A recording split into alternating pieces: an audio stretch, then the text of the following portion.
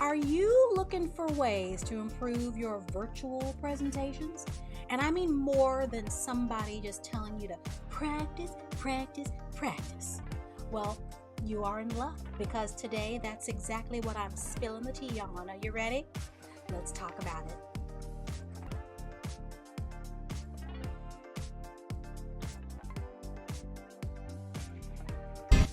Hello, hello, hello, and welcome. I am so happy to have you with me here today. We're going to be talking about how to give outstanding virtual presentations. But before we get all the way into it, if this is your first time here with me, hi, I am Ella Glasgow, your show-stopping virtual event producer hired by corporate meeting and event planners to help them create impactful virtual and hybrid experiences that go beyond the screen without them pulling their hair out trying to figure out all the tech and logistics.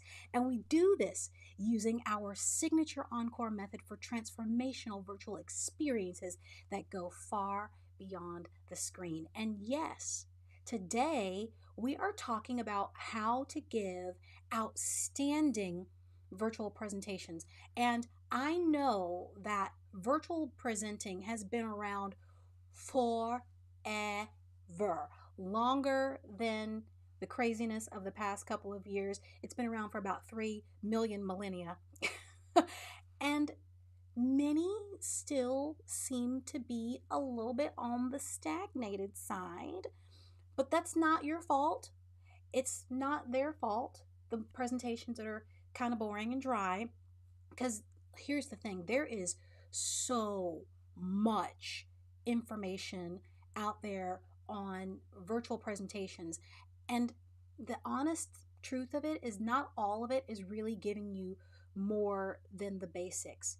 And I know you crave more than that.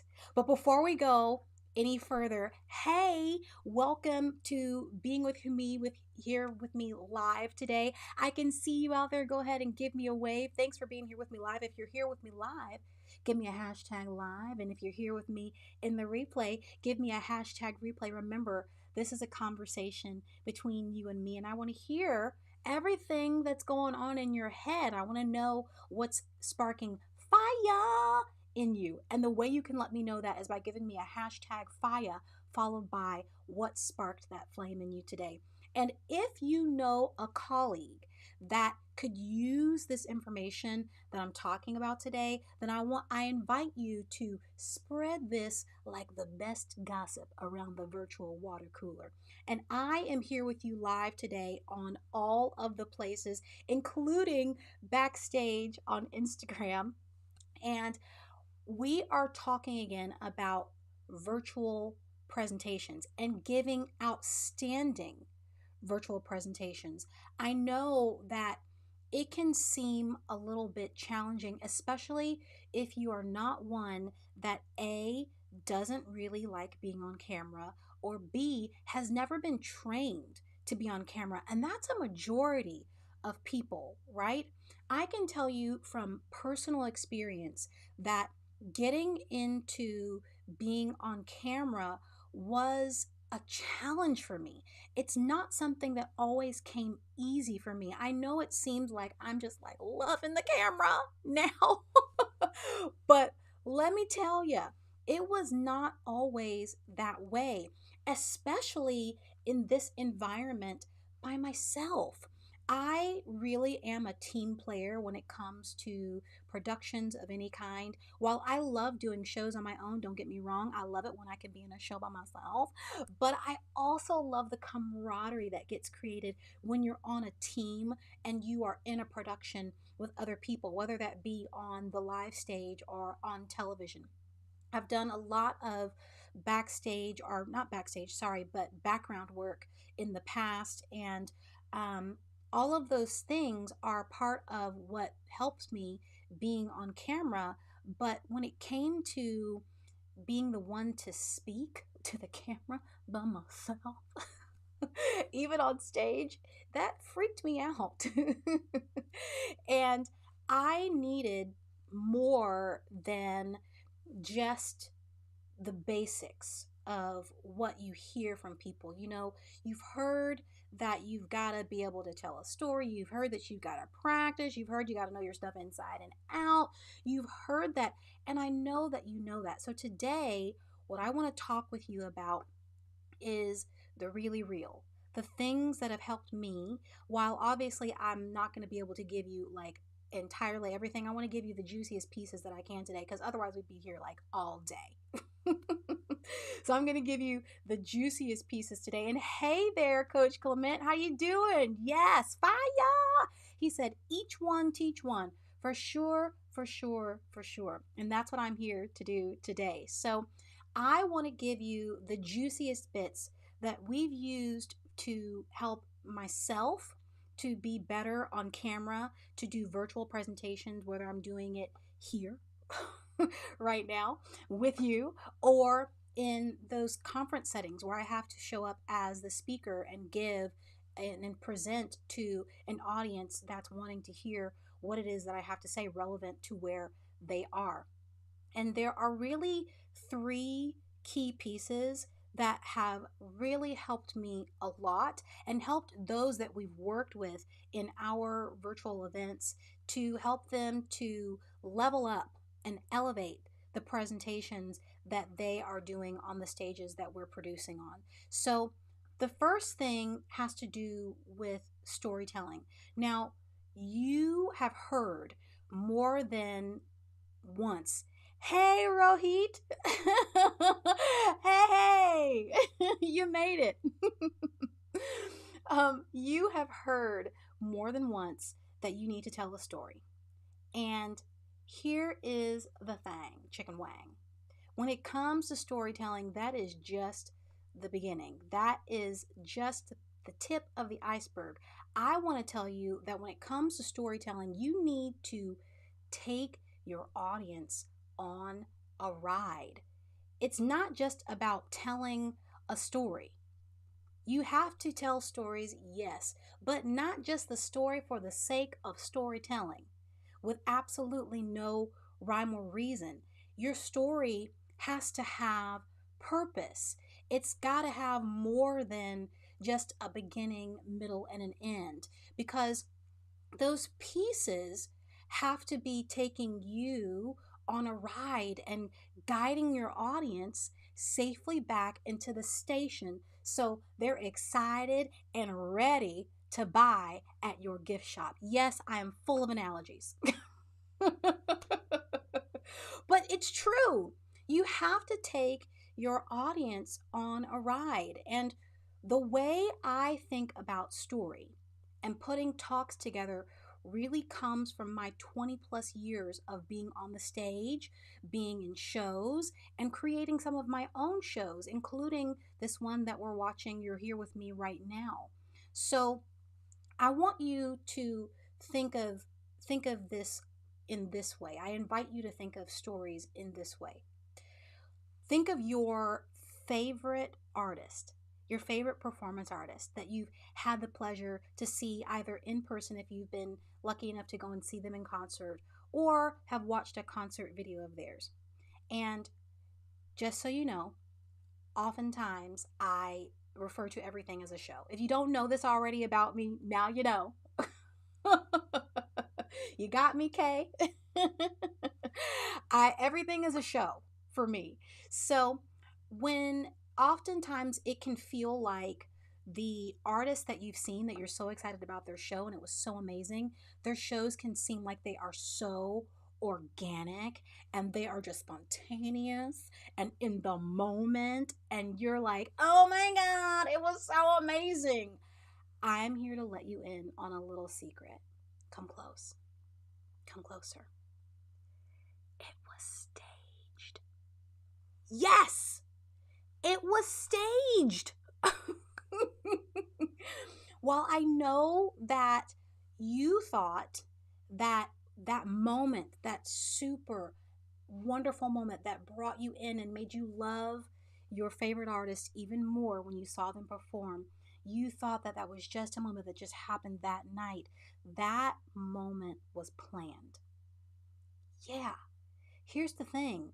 When they're in rehearsals, They are looking for those magic moments. They're looking for those secret sauces. And then after those rehearsals happen, I'm giving you all the secrets right now. After those moments happen, they take that out on stage.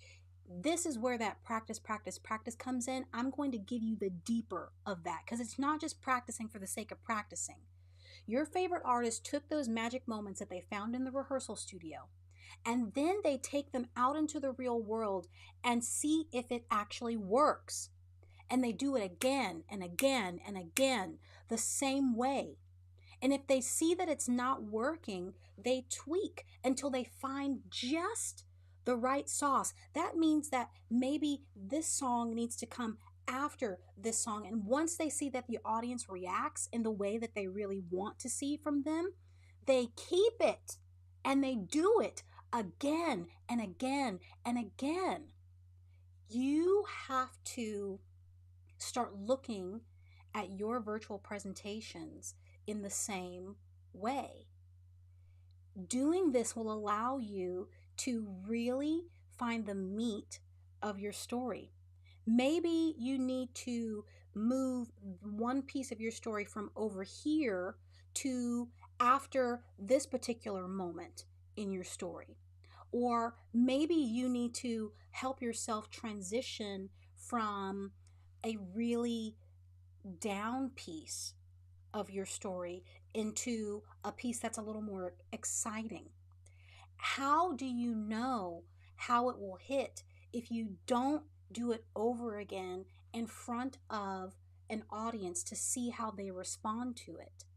And hey there, Pat.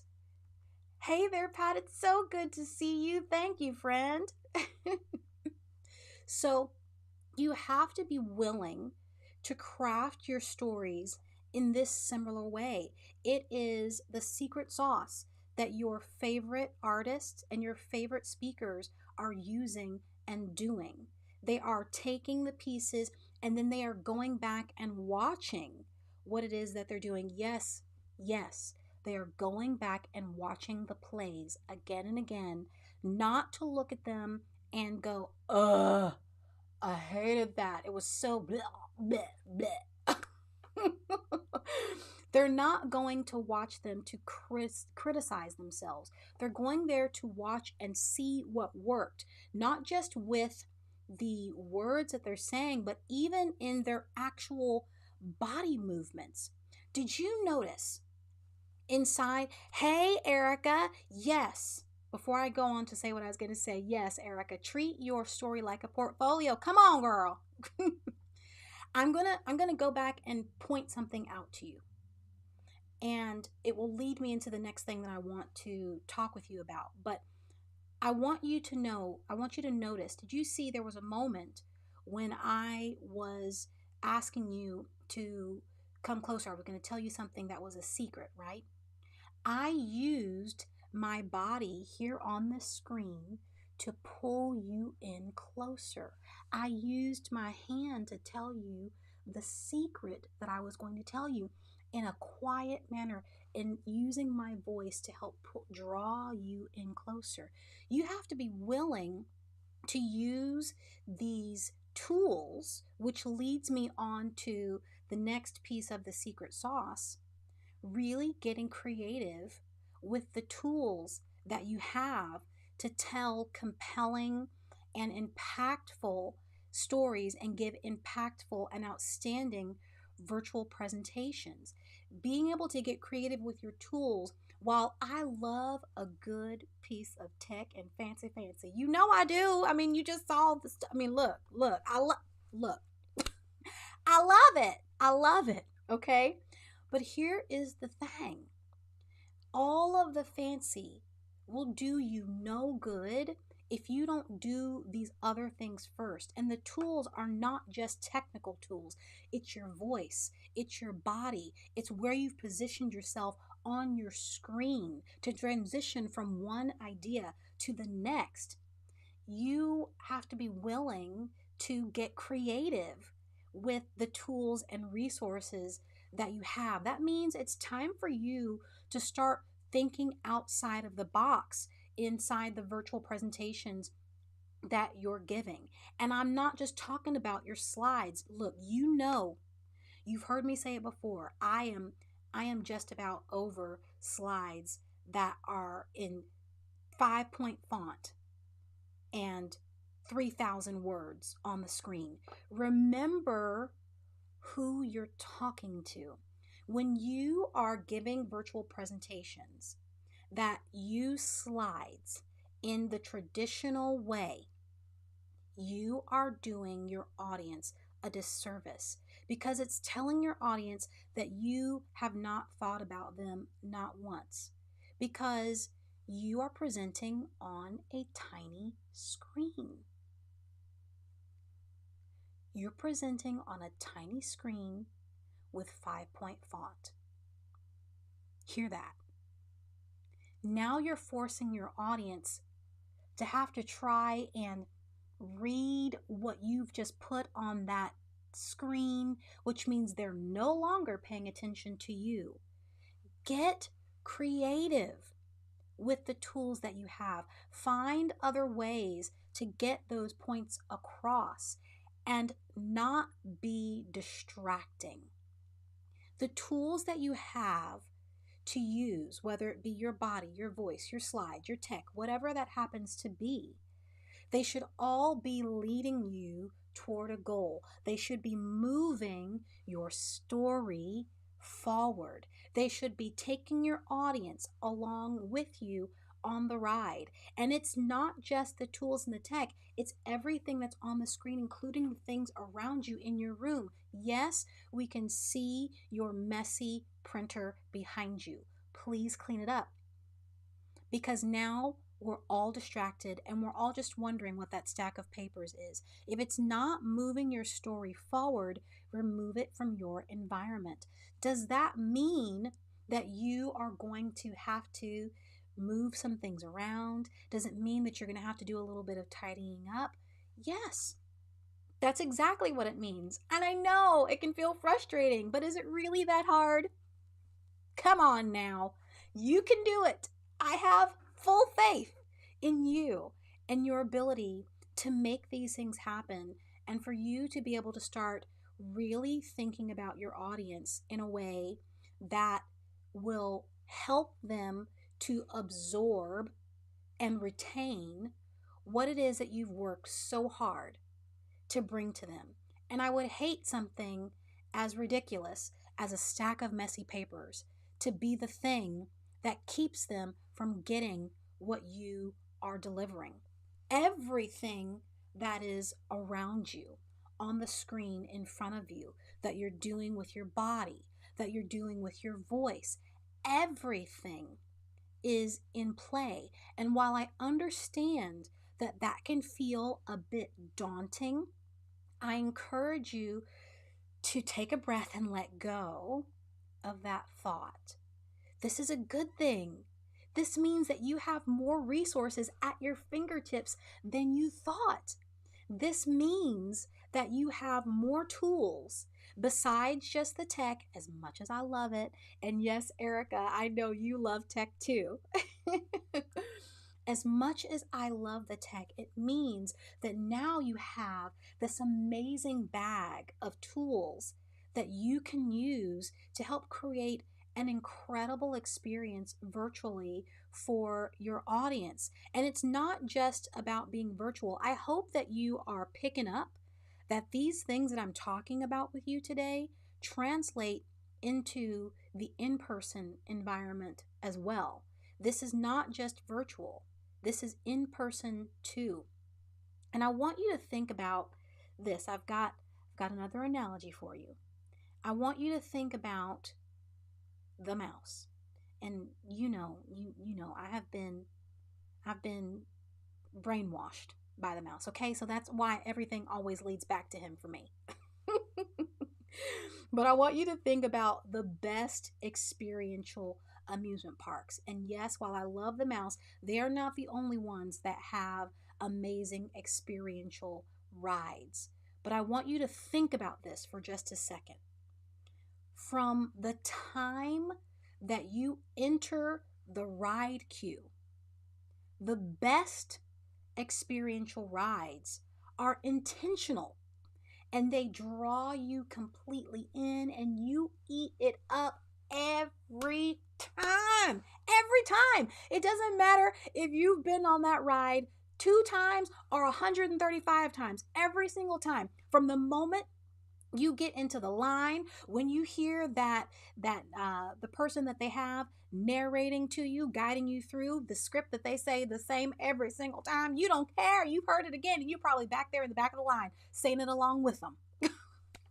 And then you get on the ride, you know the twists and the turns that are coming, but you are excited because they have fully enveloped you into a whole experience. These things are not just relegated to fun presentations. These guidelines are for all presentations, especially the ones that are traditionally dry. This is your time. It's your time to spice things up and do things different. And say no to the retort that I heard someone say not too long ago. My people are used to being dry and boring. Seriously? This is what we're going to do? I literally had someone tell me that. That is unacceptable. Your audience deserves so much better. Your audience, while they may have been used to getting the dry and the boring in the past, because maybe something that you do, maybe what you're talking about is really, really technical. Now look, I love technical. And you know what? When I am teaching people, yes, Erica, wow, indeed. Now, when I'm teaching people about the techie tech stuff, trust me, we are not dry or boring.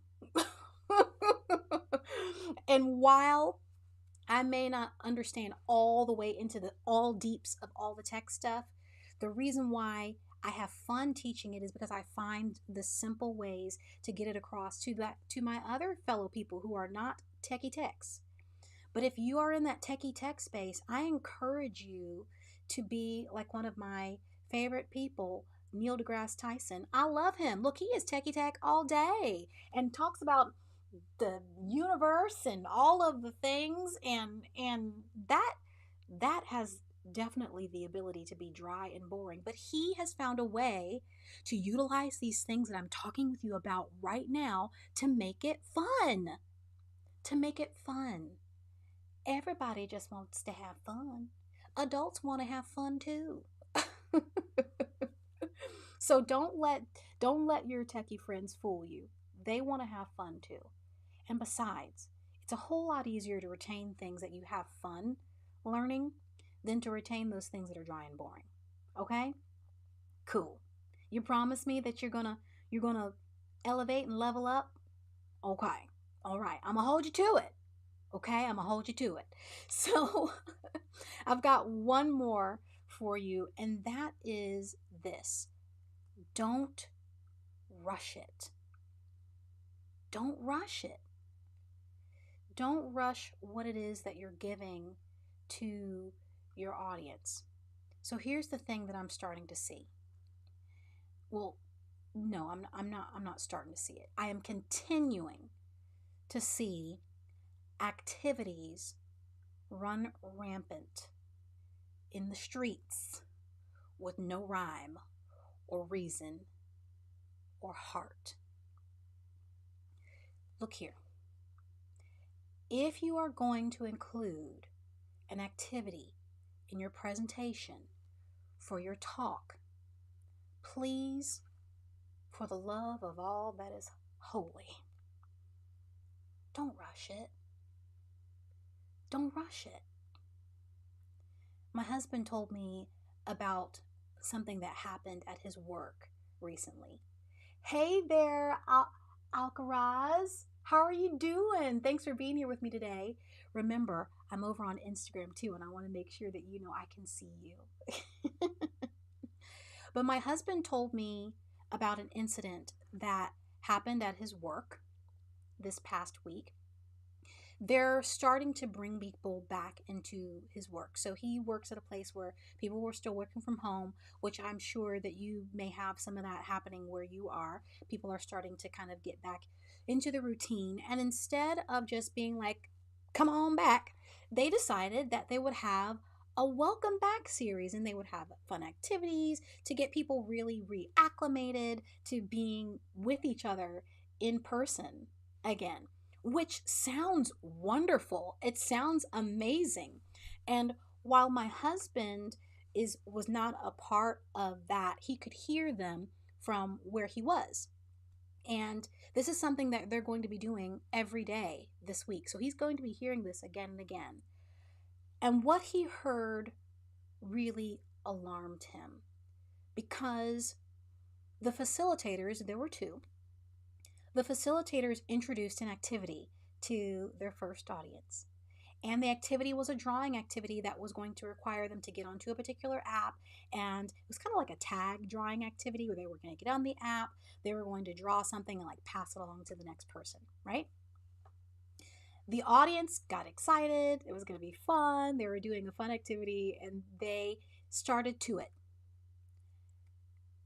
Seconds, literally 60 seconds into the task, the two meeting facilitators got back on the mic and began to rush the audience, saying, come on, guys, it doesn't take that long. Just put a dot on it and share it already. Come on, come on, come on, come on. I mean,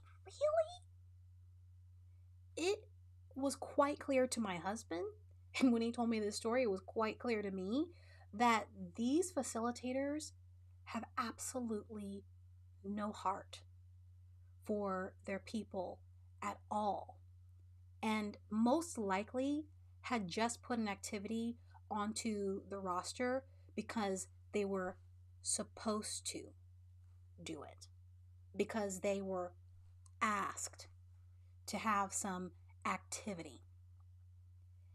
And then they hastily chose doing this drawing activity with no real intention of seeing it through. It really had the potential to be quite powerful, a quite powerful experience. And in rushing it, they ruined it. I don't want you to be like those facilitators in your virtual presentations. I want you to have a true heart for the people that you're speaking to, because they showed up, which means that it's your job to show up for them completely and allow for the transformation that you promised. And transformation cannot be rushed. It cannot. Thank you so much. It cannot be rushed. Take the time to truly give what it is that you came there to give, and for your audience to receive what you have for them, so that you can get them across the finish line and safely back into the station after your ride is done, so that they can run to your merchandise table. Okay? And hey, if you are just getting here with me and you're like, man, I don't want to miss anything that Ella is talking about, well, I got you, boo. If you want to be reminded when I go live, then go on ahead and go right to this link, and you can get signed up to get live reminders every week that I go live, and you'll know right when I hit the screen, because I want to see you too. And now, let's have a little recap, shall we? It has been so much fun being here with all of you today, and I want to make sure that you're picking up the secret sauce that I've been putting down today. If this stuff is giving you fire and it is something that is really resonating with you, then for sure for sure. Let me know. I want to know what really got with you the most today about this. So, first, remember, we're talking about giving outstanding virtual presentations and the secret sauce, the beyond just practice, practice, practice, beyond getting all the way into your stuff, knowing it inside and out. Beyond all of that, we're talking about the secret sauce today, and I gave you 3 guidelines to help you really turn your virtual presentations from to woo woo and having your audience really, really wanting more. And the first thing is to take them on a ride. Take your audience on a ride. These are the inner secrets of storytelling. Some rides are fast and some rides are easygoing. You are going to have to make a decision on what kind of ride you are, and you're going to take your audience on a journey from beginning to end. This means that you have to be intentional with the twists and the turns that you include in your ride. And it means that you'll have to pay close attention to how those pieces play out on your virtual stage, which means you'll have to watch yourself back. You can do it. Remember, you are watching yourself to get better, but that can't happen if you refuse to watch what you do or decide to only watch with a sour look on your face, criticizing every single moment that you watch. Your job is to find the parts of your ride which work and discard the ones that don't. And once you find it, do it again and again. Yeah? Number 2, get creative with your tools. While you know I love me some good old bells and whistles, we just had one. This goes beyond fancy graphics or stripping down your slides. Everything around you that we can see on your screen, including you, is a potential tool to help move your audience forward or distract them from the reason they showed up to hear you in the first place. So take the time to get creative and curate not just your words and slides, but the space and the screen around you. And number 3, don't rush it. Don't rush it. Remember that transformation takes time.